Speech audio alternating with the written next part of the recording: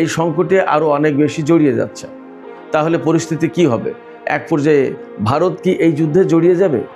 এবং আসলে ভারত আরব আমিরাতের সাথে এত বেশি ঘনিষ্ঠতা বাড়াচ্ছে কেন? মূল টার্গেট কি ইরান, নাকি মূল টার্গেট পাকিস্তান, সৌদি আরব, তুরস্ক এবং কাতারের মধ্যে যে জোট হতে যাচ্ছে সেটা? এবং নতুন করে ইরানের বিরুদ্ধে যদি আমেরিকা এবং ইসরায়েল হামলা চালায় তাহলে পরিস্থিতি কোথায় গিয়ে শেষ হতে পারে, কি হতে পারে? সেই প্রেক্ষাপটে চীন এবং রাশিয়ার ভূমিকাটা কি হতে পারে?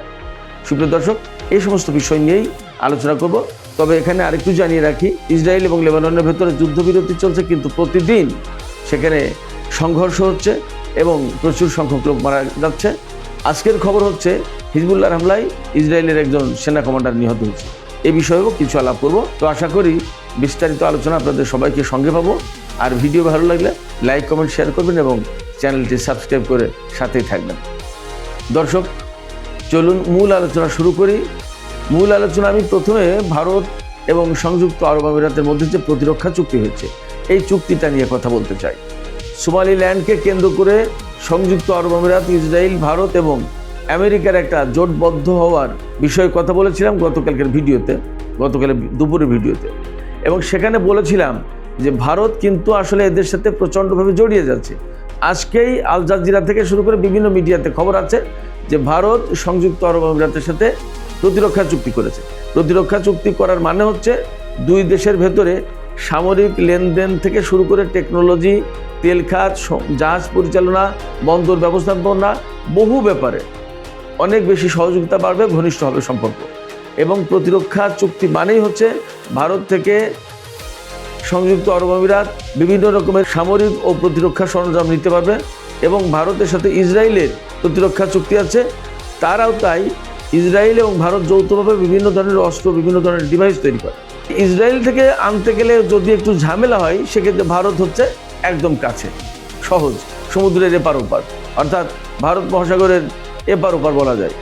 সেই জায়গায় খুব সহজেই সংযুক্ত আরব আমিরাত ভারতের কাছ থেকে লেনদেন করতে পারবে।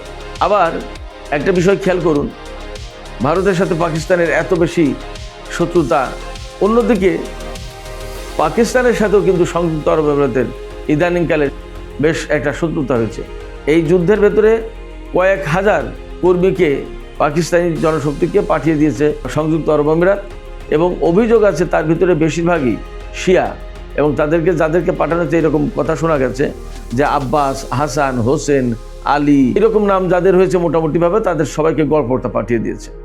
যদিও পাকিস্তানের পক্ষ থেকে অস্বীকার করা হচ্ছে ব্যাপারটা, হয়তো পরিস্থিতি ট্যাকেল করার চেষ্টা করছে, সামাল দেওয়ার চেষ্টা করছে, কিন্তু ঘটনা এরকম ঘটেছে। সংযুক্ত আরব আমিরাতের ব্যাপারে কথা কিন্তু বেরিয়েছে। আমি কালকের ভিডিওতেও বলেছি যে সংযুক্ত আরব আমিরাত পাকিস্তানের কাছ থেকে $300 কোটি লোন ফেরত চেয়েছে। তার মানে হচ্ছে যে পাকিস্তানের ভূমিকাটাকে সংযুক্ত আরব আমিরাত পছন্দ করছে না। সৌদি আরবের সাথে পাকিস্তানের চুক্তি আছে, প্রতিরক্ষা চুক্তি। কাতারের সাথে আছে বিভিন্ন রকমের সহযোগিতা, ওমানের সাথে আছে পাকিস্তানের। আবার কাতারে তুরস্কের সামরিক ঘাঁটি আছে, তুরস্কের সাথে কাতারের খুবই ভালো সম্পর্ক। তো ইদানিং একটা জোট গঠনের কথা শোনা যাচ্ছে এবং এটা নিয়ে আলাপ আলোচনা বহু কিছু হচ্ছে। পাকিস্তান, কাতার, সৌদি আরব এবং তুরস্ক, এই জোটটা মূলত ইরানের সাথে সম্পর্ক ভালো রাখতে চায়। এবং এরা প্রকৃতপক্ষে সরাসরি হোক আর পরোক্ষভাবে হোক, ঘুরিয়ে ফিরিয়ে হোক, এরা ইরানের পক্ষে। এবং ইরানের পক্ষে যে তার ছোট এবং গুরুত্বপূর্ণ একটা প্রমাণ হচ্ছে, যখন হরমুজ প্রণালী দিয়ে জাহাজ চলাচলের ক্ষেত্রে আমেরিকা ব্লকের সৃষ্টি করেছে। আমেরিকার ব্লকেটটা মূলত ইরানের জন্য, ইরান যাতে জাহাজ চলাচল করতে না পারে এই হরমুজ প্রণালী দিয়ে। তখন পাকিস্তান 1950 সালের একটা আইন সংশোধন করেছে। সংশোধন করে ইরানের সাথে তার সীমান্ত খুলে দিয়েছে, যাতে তৃতীয় দেশ পাকিস্তানের ভূমি ব্যবহার করে ইরানে পণ্য পাঠাতে পারে। পাকিস্তানের ভূমি ব্যবহার করে ইরানে পণ্য পাঠানোর জন্য মূলত চীন এই সুবিধাটা নেবে। এই পাকিস্তানের সীমান্ত বা ইরান পাকিস্তান যে বর্ডার, এই সুযোগটা নেবে মূলত চীন। আর চীনে যদি কোনো পণ্য পাঠাতে চায় ইরান, তাহলে পাকিস্তানের ভেতর দিয়ে পাঠাতে পারবে চীনে। পাকিস্তান যে ইরানকে ব্যাপকভাবে সাপোর্ট দিচ্ছে, এটা পরিষ্কার। এই বিষয়টা সংযুক্ত আরব আমিরাত অবশ্যই ভালোভাবে দেখছে না এবং যার কারণে পাকিস্তানকে শিক্ষা দেওয়ার জন্য ভারতের সাথে সম্পর্ক করছে। এখানে ধর্মীয় ব্যাপারটা অনেকেই তুলতে পারে যে পাকিস্তান একটা মুসলিম কান্ট্রি, সংযুক্ত আরব আমিরাত একটা মুসলিম কান্ট্রি, এক মুসলিম কান্ট্রি আর এক মুসলিম কান্ট্রিকে গুরুত্ব না দিয়ে একটা হিন্দু রাষ্ট্রের সাথে সম্পর্ক করছে। আমি ঠিক এইভাবে বিষয়টা বলতে চাই না। আঞ্চলিক রাজনীতি, আঞ্চলিক সুযোগ সুবিধা এই সমস্ত ক্ষেত্রে যার যা ভালো লাগে সে তাই করবে, তার যার যার স্বার্থ সেই দেখবে, এটা স্বাভাবিক। কিন্তু প্রকৃতপক্ষে আরব আমিরাত, ইসরায়েল, ভারত এরা যা মিলে একটু কাজ করছে, সেটা মূলত ইসরায়েল এবং আমেরিকা যে কাজটা করতে চায় তারই এক্সটেনশন এবং তার সাথে অ্যালাইন হওয়া, তার সাথে ঐক্যবদ্ধ হয়ে বা জোটবদ্ধ হয়ে সেই কাজটাকে আরও এগিয়ে নিয়ে যাওয়ার চেষ্টা। তার মানে ভারতের যে ভূমিকা সংযুক্ত আরব আমিরাতের সাথে সম্পর্ক করার ক্ষেত্রে এবং ইসরায়েলের সাথে সম্পর্ক করার ক্ষেত্রে, তাতে বেসিক্যালি মধ্যপ্রাচ্যের এই যে পারস্য উপসাগর কেন্দ্রিক যে দেশগুলো, সেই দেশগুলোর স্বার্থের পক্ষে যাচ্ছে না। এটা করার আরেকটা বড় কারণ থাকতে পারে যে চীন এখানে বিশেষ সুবিধা নিচ্ছে। হরমুজ প্রণালী কেন্দ্রিক যে সংকট তৈরি হয়েছে, ইরান অনেকের জাহাজ চলতে দিচ্ছে না, আবার আমেরিকা ইরানের জাহাজ চলতে দিচ্ছে না, অথচ আমেরিকা চীনের জাহাজ চলতে দিচ্ছে, ইরানও চলতে দিচ্ছে। তার মানে এখানে চীন একটা বিশেষ সুবিধা পাচ্ছে। ভারত যদিও এই সুবিধাটা পুরোপুরি পাচ্ছে না, কিন্তু আরব আমিরাতের সাথে চুক্তি করে প্রচুর পরিমাণে তেল এবং গ্যাস রিজার্ভ করতে চায় এবং এনশিওর করতে চায় সংযুক্ত আরব আমিরাতের কাছ থেকে ভারত। এটা হলো তার মূল লক্ষ্য। আবার সংযুক্ত আরব আমিরাতের কাছে সামরিক সরঞ্জাম বিক্রি করতে পারবে। অর্থাৎ ভারত এখানে তার মূলত ব্যবসায়িক স্বার্থটাই দেখছে, আর সংযুক্ত আরব আমিরাত তার ব্যবসায়িক স্বার্থ দেখছে বটে, কিন্তু বেশিরভাগ দেশ বা বেশিরভাগ মানুষ মনে করছে যে সংযুক্ত আরব আমিরাত যা করছে তা প্রতিবেশীদের সাথে টেক্কা দেওয়ার মতো এবং প্রতিবেশীদের সাথে সম্পর্ক উন্নয়ন হবে, এতে মধ্যপ্রাচ্যে অস্থিতিশীলতা বাড়বে। এই কথা বলার মূল কারণ হচ্ছে সংযুক্ত আরব আমিরাত ইসরায়েলকে ঠাঁই দিয়েছে, যেটা মধ্যপ্রাচ্যের কোনো দেশ এইভাবে দেয়নি। আবার ভারতকেও ঠাঁই দিচ্ছে। ভারতকে দেওয়া আর ইসরায়েলকে দেওয়া প্রায় একই কথা। আমেরিকা, ইসরায়েল, ভারত একই মোটামুটি, প্রায়, পার্থক্য কিছু নেই। ভারতের সাথে সংযুক্ত আরব আমিরাতের এই চুক্তি কবে হয়েছে জানেন? এই চুক্তি হচ্ছে গত শুক্রবারে ভারতে ব্রিক্সের সম্মেলন হয়েছে, ব্রিক্সের পররাষ্ট্রমন্ত্রীদের সম্মেলন হয়েছে। যখন ভারতে ইরানের পররাষ্ট্রমন্ত্রী ব্রিক্স সম্মেলনে কথা বলছেন আব্বাস আরাকচি, তখন ভারতের প্রধানমন্ত্রী নরেন্দ্র মোদী সংযুক্ত আরব আমিরাতের প্রেসিডেন্ট মোহাম্মদ জায়েদ বিন নাহিয়ান তার সাথে মিটিং করছেন এবং এই চুক্তি করছেন। এই চুক্তি বেসিক্যালি ইরানের তো অবশ্যই বিপক্ষে এবং মধ্যপ্রাচ্যের অনেক দেশের বিপক্ষে যাচ্ছে, এবং পাকিস্তানের সাথে সংযুক্ত আরব আমিরাতের একটা বড় রকমের মানসিক দূরত্ব তৈরি করে দেওয়ার ব্যবস্থা করা হলো। বেসিক্যালি এই চুক্তির পেছনে অবশ্যই ইসরায়েলের হাত আছে, কারণ ইসরায়েল সরাসরি পাকিস্তানকে অনেক বড় শত্রু মনে করে। এই অনেক বড় শত্রু মনে করার পিছনে অনেকগুলো কারণ আছে। ওআইসি প্রতিষ্ঠার পিছনে পাকিস্তানের একটা গুরুত্বপূর্ণ রোল ছিল।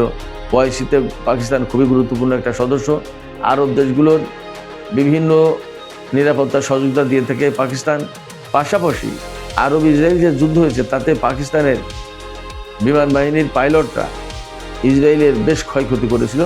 পাকিস্তানের সাথে ঐতিহাসিক কারণেই ইসরায়েল শত্রুতা পোষণ করে এবং পাকিস্তানের হাতে পরমাণু অস্ত্র আছে, এইটা তারা পছন্দ করে না। পাকিস্তান একটা মুসলিম দেশ এই হিসেবেও বিবেচনা করে, আরব দেশগুলোর সাথে সম্পর্ককে এটাও বিবেচনা করে, এবং ইসরায়েল এটা খুব সিরিয়াসলি মনে করে। আমরা যতই ধর্মকে ঊর্ধ্বে রেখে কথা বলতে চাই, কিন্তু ইসরায়েল ধর্মকে সামনে রেখেই কথা বলে। যেহেতু ইহুদিবাদী রাষ্ট্র, এটা একদম ইহুদিবাদে বিশ্বাসী তারাই শুধুমাত্র ইসরায়েলে থাকতে পারবে। ইসরায়েলের রাষ্ট্রীয় থিমটা কিন্তু এটা। তো সেই জায়গায় তারা সব কিছু দেখে মুসলিম অপোনেন্ট হিসেবে। এই যত আরব দেশ এদেরকে কিন্তু মুসলিম অপোনেন্ট, মুসলিম বিরোধী শক্তি হিসেবে দেখে, ইরানকে একইভাবে দেখে। ফলে পাকিস্তানকে ভিন্নভাবে দেখার কোনো কারণ নেই, দেখে না ইসরায়েল। সেই জায়গা থেকে ভারতের সাথে সংযুক্ত আরব আমিরাতের যে চুক্তি আমরা দেখছি, এটা সংযুক্ত আরব আমিরাত ভারতের চুক্তি, কিন্তু প্রকৃতপক্ষে এর সাথে অনেক কিছু জড়িত, অনেক কিছু। তো দেখা যাক ভারতের সাথে সংযুক্ত আরব আমিরাতের এই সামরিক চুক্তির প্রেক্ষাপটে আসলে মধ্যপ্রাচ্যে আরও কী কী ঘটে, কী ধরনের পরিবর্তন ঘটে। এই যে ভারতের সাথে সংযুক্ত আরব আমিরাত সামরিক চুক্তি করলো, তাতে আসলে সংযুক্ত আরব আমিরাত কতটুকু নিরাপদ হবে সেটা একটা প্রশ্ন। এপাশে পাকিস্তানকে কেন্দ্র করে মধ্যপ্রাচ্যের কয়েকটি দেশের যে জোট গঠনের চেষ্টা চলছে, সেই জোট গঠন আসলে কত দূর এগোলো এবং সেই জোট কতটুকু কি করতে পারবে সেটাও একটা প্রশ্ন। এই জোটের সদস্য যদি ইরান না হয়, তাহলে এই জোট বেসিক্যালি কার পক্ষে কার বিপক্ষে কাজ করবে সে প্রশ্ন কিন্তু থেকে যাচ্ছে।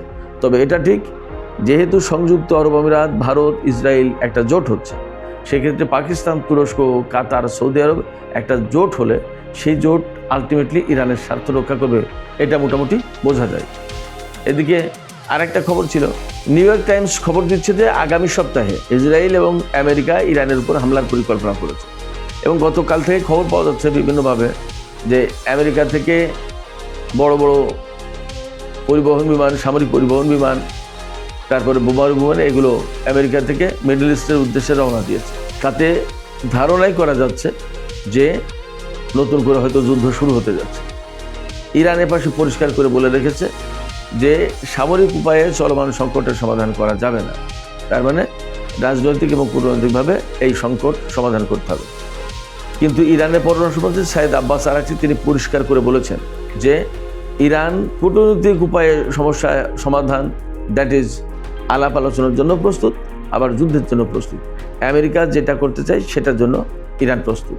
অর্থাৎ আমেরিকা এবং ইসরায়েল ইরানের বিরুদ্ধে যে যুদ্ধের প্রস্তুতি নিচ্ছে, আব্বাস আরাকচি এই কথার মধ্য দিয়ে এটা পরিষ্কার করে দিলেন যে ইরানও কিন্তু প্রস্তুতি নিচ্ছে বা প্রস্তুতি নিয়েছে বা প্রস্তুতি আছে। অর্থাৎ আমেরিকা ইসরায়েল যুদ্ধ করতে আসলে ইরান চুপচাপ বসে থাকবে না, জবাব দেবে। নিউ ইয়র্ক টাইমসের খবরে বলা হচ্ছে এবার ইরানের উপরে আমেরিকা এবং ইসরায়েল এমনভাবে হামলা চালাতে চায় যেটা হবে আগের চেয়ে অনেক বেশি শক্তিশালী, মানে প্রচুর পরিমাণে বোমা এবং ক্ষেপণাস্ত্র মারা হবে ইরানের উপরে। নিউ ইয়র্ক টাইমস বলছে যে এবারের লক্ষ্য দুই রকমের হতে পারে, হামলার লক্ষ্য দুই রকমের হতে পারে। একটা হচ্ছে যে ইরানের সামরিক কাঠামো, অবকাঠামো, হেডকোয়ার্টার্স, ঘাঁটি সব ধ্বংস করে দেবে। প্রচুর পরিমাণে সরকারি বেসরকারি গুরুত্বপূর্ণ অবকাঠামো, দপ্তর, ভবন, অফিস, আদালত এগুলো ধ্বংস হতে পারে। এর ভিতরে থাকতে পারে জ্বালানি এবং বিদ্যুৎ অবকাঠামো, বিভিন্ন রিফাইনারির তেলের ডিপো, এরপরে বিভিন্ন গুরুত্বপূর্ণ সেতু, এগুলোতে হামলা হতে পারে। এটা গেলে একটা। আর একটা হতে পারে যে শুধুমাত্র ইরানের হাতে যে সমৃদ্ধ ইউরেনিয়াম আছে, এই সমৃদ্ধ ইউরেনিয়াম ছিনিয়ে নেওয়ার জন্য ব্যাপক মাত্রায় একটা হামলা চালাবে। তো আমি এখানে ব্যক্তিগতভাবে যেটা মনে করি বা আমি এতদিন ধরে বিভিন্ন লেখাপড়া গবেষণা করে যা বুঝলাম, তাতে আমেরিকা এবং ইসরায়েল যে কায়দায় হামলা চালাক না কেন, ইরান সেটা মোকাবেলা করার জন্য প্রস্তুত আছে এবং ইরান সেটা মোকাবেলা করার হয়তো সক্ষমতা রাখে। বরং ইরানের পক্ষ থেকে মোটামুটি মেসেজ দেওয়া হচ্ছে যে এবার যদি ইসরায়েল এবং আমেরিকা ইরানের উপর হামলা চালায়, তাহলে ইরানের জবাব যেটা হবে সেটা হবে খুবই ভয়াবহ এবং গুরুত্বপূর্ণ বড় বড় ক্ষেপণাস্ত্র ব্যবহার করতে পারে। ইরান সেগুলোকে চমক বলছে। তো ইরান কি চমক দেখাবে আমরা সেটাও দেখার অপেক্ষায় থাকলাম। তবে আমরা অবশ্যই এই প্রত্যাশা করি না যে যুদ্ধ আবার শুরু হোক এবং যুদ্ধে ব্যাপক রকম প্রাণহানি, সম্পদের হানি ঘটুক, এটা আমরা প্রত্যাশা করি না। তবে যদি যুদ্ধ লেগেই যায় তাহলে তার পরিণতি কী হয় সেটা তো অবশ্যই একটা দেখার ব্যাপার। দর্শক, আরেকটি বিষয় নিয়ে আলাপ করতে চেয়েছিলাম যে যদি নতুন করে যুদ্ধ শুরু হয় তাহলে চীন এবং রাশিয়ার ভূমিকা কী হবে। আমি সবসময় বলে এসেছি রাশিয়া এবং চীন ইরানের সাথে অতিমাত্রায় ঘনিষ্ঠ এবং তিন দেশের ভেতরে কৌশলগত চুক্তি রয়েছে এবং তিন দেশ যেহেতু একটা বলয়ে, যাদের লক্ষ্য হচ্ছে এককেন্দ্রিক বিশ্ব ব্যবস্থা পরিবর্তন করে দেওয়া, সেই ক্ষেত্রে আমেরিকা এবং ইসরায়েল যদি নতুন করে হামলা চালায় তাহলে অবশ্যই চীন এবং রাশিয়া ইরানের পক্ষে থাকবে এবং ইরানকে যেভাবে সাপোর্ট দেওয়ার দরকার সেটা করবে। আমরা তার প্রমাণ কিন্তু পেয়েছি ডোনাল্ড ট্রাম্প যখন চীনের সফর গেছেন তখন। ট্রাম্পের কথাই চীন ইরানের বিরুদ্ধে যায় এমন কোনো চুক্তি করে এবং এইরকম কোনো গুরুত্বপূর্ণ আলাপ আলোচনা তারা পাত্তা দেয়নি। সেক্ষেত্রে চীন এবং রাশিয়া ইরানের পক্ষে থাকবে, একথা মোটামুটিভাবে বলাই যায়। এমন হতে পারে এই যুদ্ধই হতে পারে চূড়ান্ত একটা যুদ্ধ, যে যুদ্ধের মধ্য দিয়ে জয় পরাজয় নির্ধারিত হবে এবং হয়তোবা মধ্যপ্রাচ্য থেকে আমেরিকাকে সরে যেতে হতে পারে। এপাশে লেবাননের হিজবুল্লাহ এবং ইসরায়েলের মধ্যে যুদ্ধবিরতি চলছে অনেক দিন থেকে এবং সেই যুদ্ধবিরতির মেয়াদ বাড়ানো হয়েছে গতকাল, কিন্তু যুদ্ধ আসলে থামেনি। যুদ্ধবিরতির মেয়াদ বাড়ানো হয়েছে গতকাল, কিন্তু গতকালের আগেও যুদ্ধ চলেছে, গতকালও চলেছে, আজকেও চলছে। ইসরায়েল একের পর এক লেবাননের শহর খালি করার নির্দেশ দিচ্ছে এবং সেখানে যার পর নাই বিমান এবং ড্রোন হামলা চালাচ্ছে, ক্ষেপণাস্ত্র হামলা চালাচ্ছে। আবার ওপাশে হিজবুল্লাহ তো আর বসে থাকবে না, উপায়হীন হয়ে তারাও হামলা চালাচ্ছে। এবং এই যুদ্ধবিরতি হয়েছে প্রায় মাসখানেকের বেশি হলো। এই সময়ের ভেতরে ইসরায়েল এবং হিজবুল্লাহর ভিতরে অনেক লড়াই হয়েছে এবং গত কিছুদিনে হিজবুল্লাহর হাতে ইসরায়েলের অন্তত 7 জন সেনা নিহত হয়েছে। এর ভিতরে গতকালকে খবর এসেছে গোলানি ব্রিগেডের একজন কমান্ডার নিহত হয়েছে। এই কমান্ডার নিহত হওয়ার পর নেতানিয়াহু ব্যক্তিগতভাবে বিবৃতি দিয়েছেন, তার মানে খুবই গুরুত্বপূর্ণ একজন সেনা কর্মকর্তা মারা গেল। এছাড়া গতকাল রাতে অধিকৃত পশ্চিম জেরুজালেমের বেইত শেমেশ শহরে বিরাট এক বিস্ফোরণ ঘটেছে। ইসরায়েলের পক্ষ থেকে বলা হয়েছে তাদের একটা অস্ত্র ডিপোতে এই বিস্ফোরণটা ঘটে, কিন্তু বিভিন্ন তথ্য থেকে বিশেষ করে ইরানের তাসনিম নিউজ বলছে যে এমন একটা কারখানায় এই বিস্ফোরণ ঘটেছে যেখানে ক্ষেপণাস্ত্র, ইন্টারসেপ্টর এবং রকেটের যন্ত্রাংশ তৈরি করা হয়। খুবই সেন্সিটিভ, খুবই গুরুত্বপূর্ণ এবং গোপন রাখে ইসরায়েল। খবরে বলা হচ্ছে যে এত বড় ভয়াবহ বিস্ফোরণ হয়েছে যে আকাশে মাশরুমের মতো ধোঁয়া উঠেছিল। তার মানে পরমাণু বোমার বিস্ফোরণ ঘটলে যেরকম মাশরুমের মতো ধোঁয়ার কুণ্ডলি ওঠে ওরকম উঠেছে। আবার কোনো কোনো সূত্র থেকে বলা হচ্ছে যে ওই এলাকায় রেডিয়েশন ছড়িয়েছে কিনা সেটা দেখার জন্য আমেরিকা একটা বিমান পাঠিয়েছে, যে বিমান দিয়ে রেডিয়েশন ডিটেক্ট করা যায়। সেই বিমান নাকি মধ্যপ্রাচ্যের দিকে আসছে। তো এখন এইটা ইসরায়েলের ওই রেডিয়েশন ডিটেক্ট করার জন্য নাকি ইরানে হামলা চালানোর জন্য গোপনে আসতেছে কে জানে। যাই হোক, তবে গতকালের যে বিস্ফোরণ এটা অনেক বড় ঘটনা, ইসরায়েলের জন্য একটা বড় বিপর্যয়ের ঘটনা। তো সুপ্রিয় দর্শক, এখনকার আলোচনা এখানে শেষ করতে চাই। যাবার আগে আপনাদের কাছে প্রশ্ন, সংযুক্ত আরব আমিরাত, ইসরায়েল এবং ভারত মিলে যে একটা জোট গঠন করছে মোটামুটি তা পরিষ্কার। এর বিপরীতে পাকিস্তান, তুরস্ক, কাতার এবং সৌদি আরবের জোট আসলে কতটা শক্তিশালী হবে বলে আপনাদের মনে হয়, এবং এই জোট কতটা কার্যকর করতে পারবে পাকিস্তান? আপনাদের মতামত জানিয়ে কমেন্টে লিখতে পারেন। আর ভিডিও ভালো লাগলে লাইক, কমেন্ট, শেয়ার করবেন এবং চ্যানেলটি সাবস্ক্রাইব করে সাথেই থাকবেন। দর্শক, আজকের আলোচনা এখানে শেষ করছি। আপনাদের সবাইকে অনেক অনেক ধন্যবাদ। আল্লাহ হাফেজ।